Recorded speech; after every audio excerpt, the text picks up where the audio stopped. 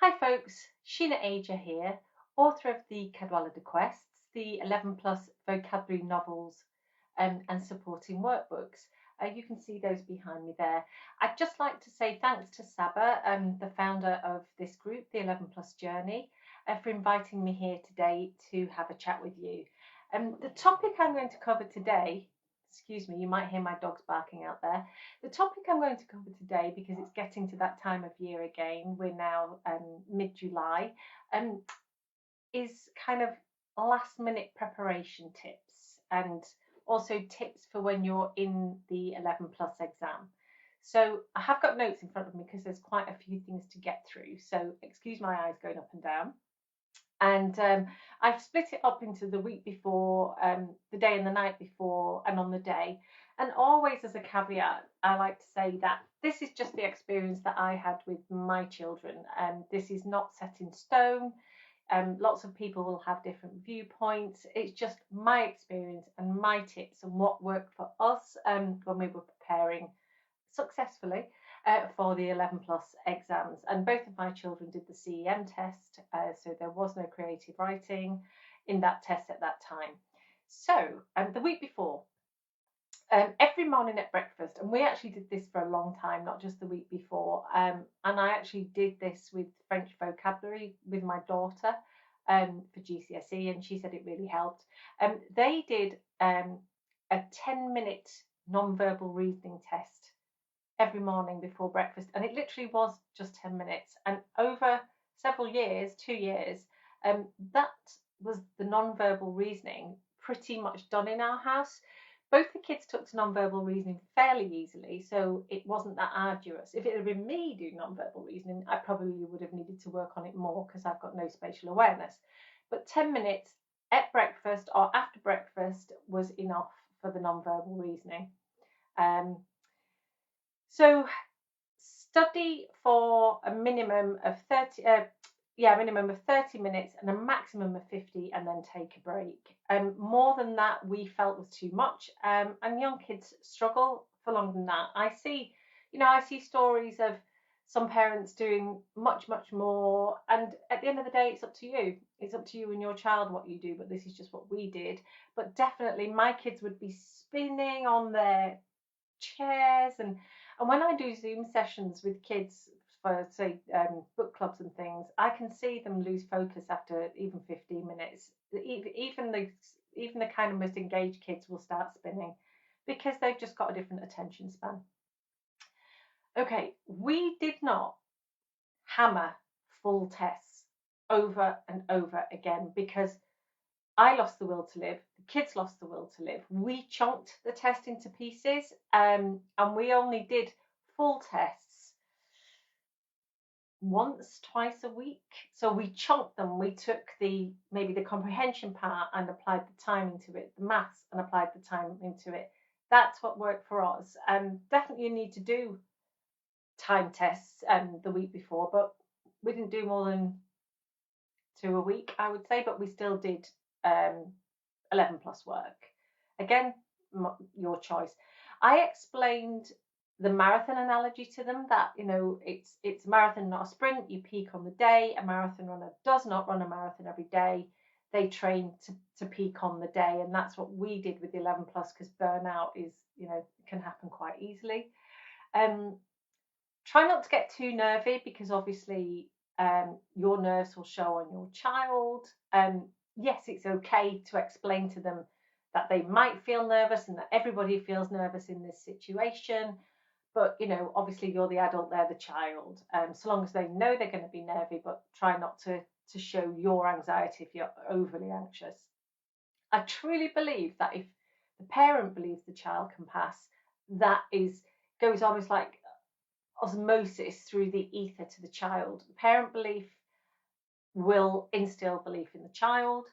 I told mine that I'm very much a growth mindset person, and I said that I believe there's no magic to passing the 11 plus or your driving test. I mean, yes, there's a little bit of luck involved, but success is when preparation meets opportunity, and failing to prepare is preparing to fail and all that stuff. So You know, I don't think children should be told they're clever. I think they should be told that they're hardworking, and from hard work, they will reap the rewards. Um, and what I would say is, at the end of the day, read everything, listen to advice. Knowledge is power, but choose the advice that you feel works for your child, because you know your child better than anyone, especially at that age. They're not teenagers. They're really dependent on you at 9 and 10, and you know, probably more so than we realise.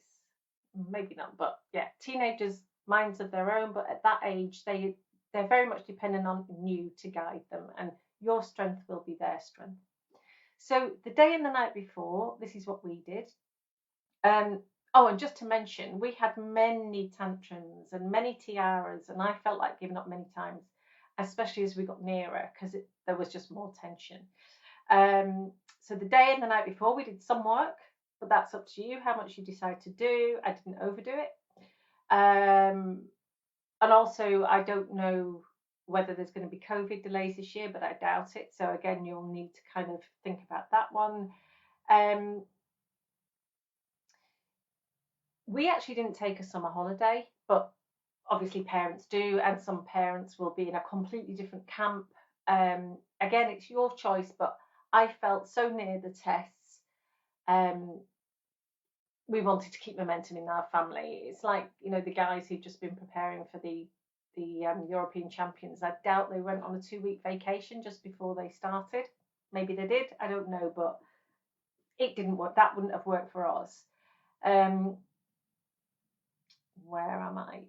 Yeah, we did lots and lots of outdoor exercise to physically tire them, so that they'd sleep well, because my daughter played tennis and she swam, so we kept all that going, so that there wasn't the anxiety at bedtime.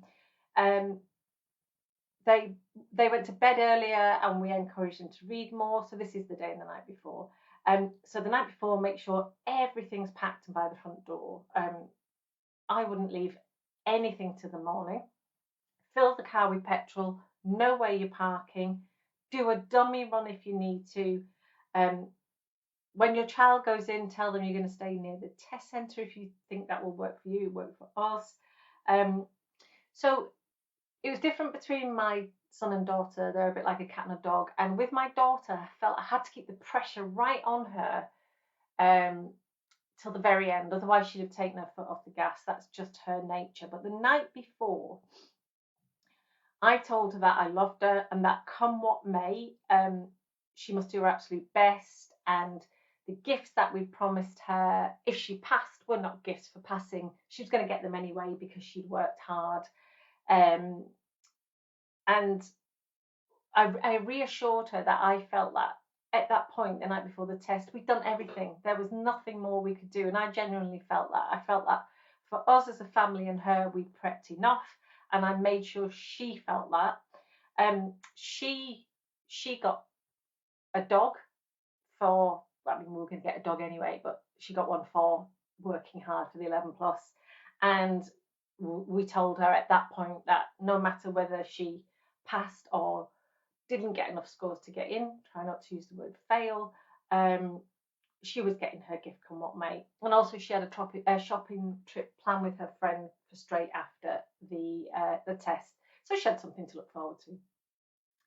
Very summer baby, so she was very young, end of July birthday. So on the day, have a good breakfast. You know best. If they want Cocoa Pops, give them a banana as well, or something else that's going to be a slow release energy. I mean, avocado if they will, I don't know. But and make sure you've got everything they need: snacks, water, equipment. That's by the front door. And if it's chilly, because it's usually September, if it's an independent school, it's, you know, could be after Christmas, make sure they've got something warm that they can take off. And I can't stress this enough. I'm just changing my notes over.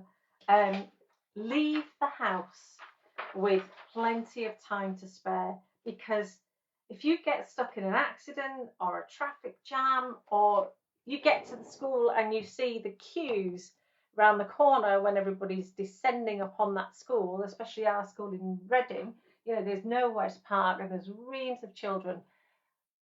You just want to quash that anxiety.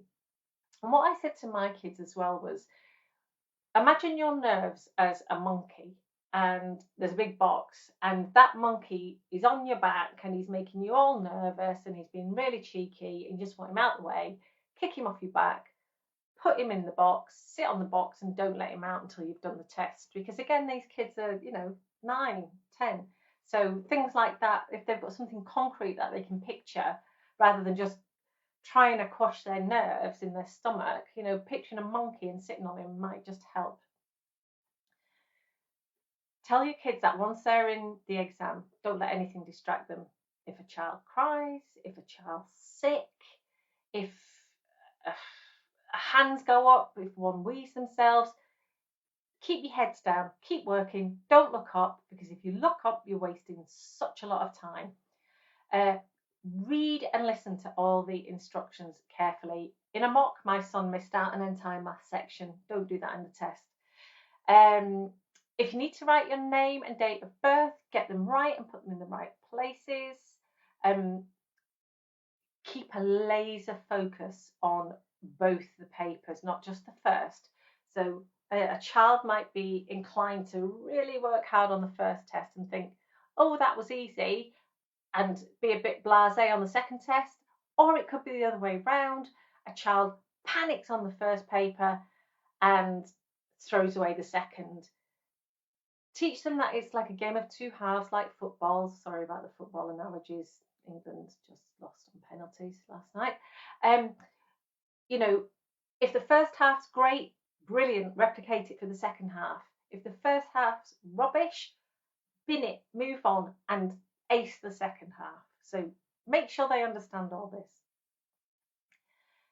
Dependent on the way you are answering, but if it's your normal kind of multiple choice answer, make sure they do that horizontal line, make sure they stay in the box.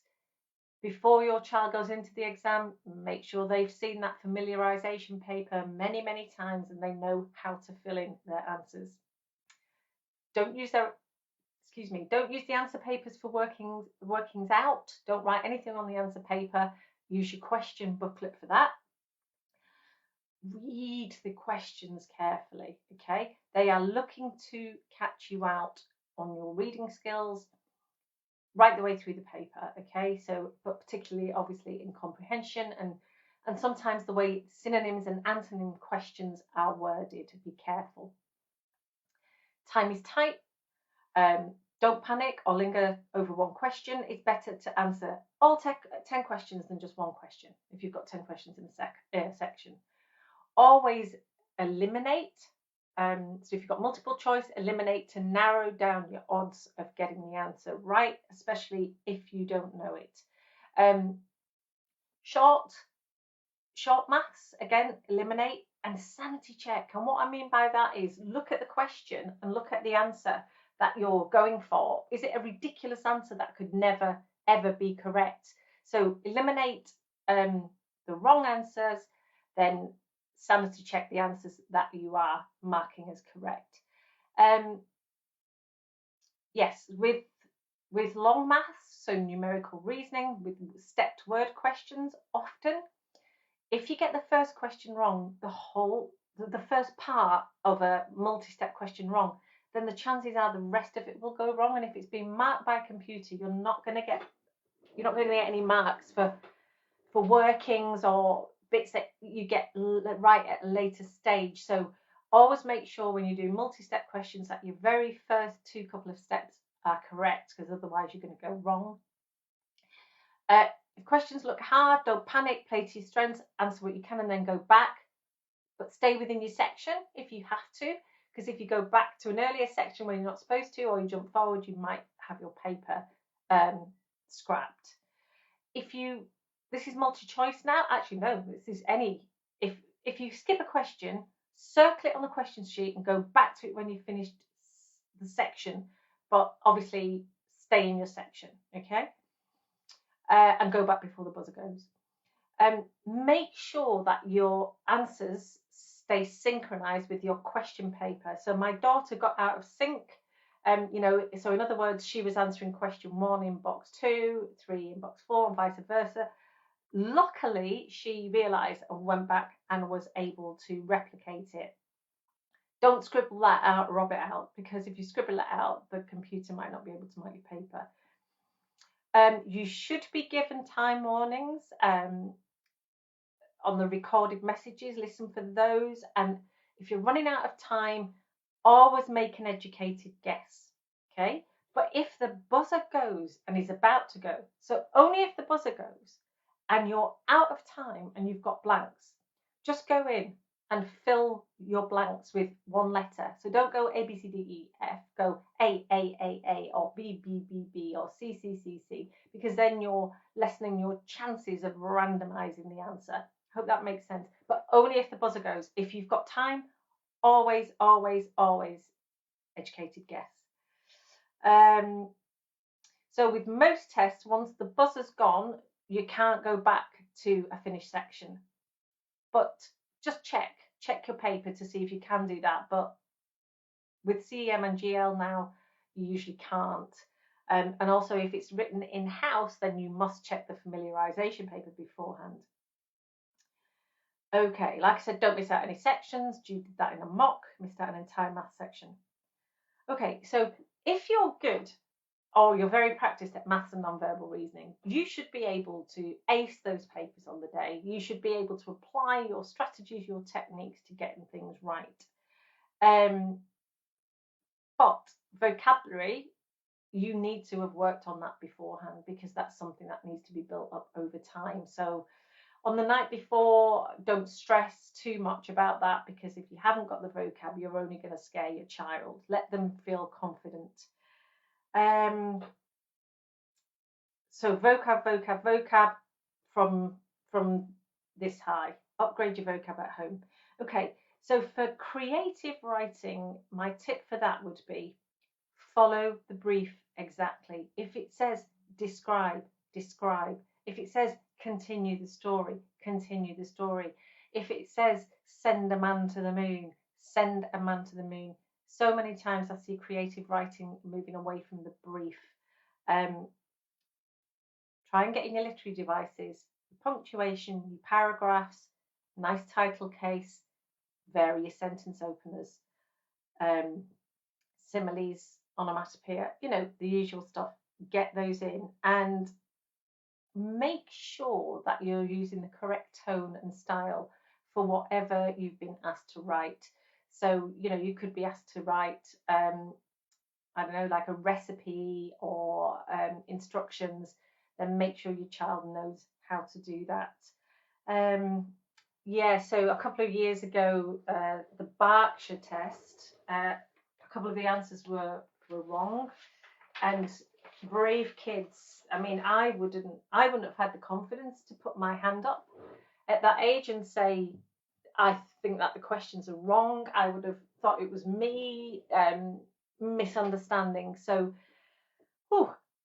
tell your kids that if something looks wrong, or they feel ill, or they need to go to the toilet, or they're going to be sick, or whatever, that they must put their hands up and get the attention of one of the people, one of the invigilators in the room, because, you know, that those children who put their hands up were right about that paper.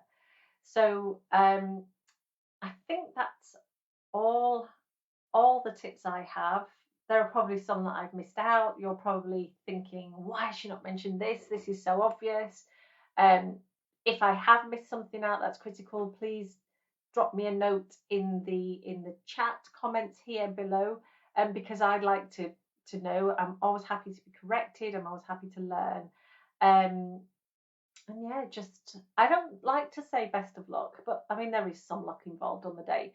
What I like to say is all the best to all the children sitting exams everywhere, not just the 11 plus, GCSEs, A levels, whatever they're sitting. So thanks again to Saba for inviting me to talk to you in the group, and thanks for founding such a lovely and friendly 11 plus journey group. Bye guys, thanks.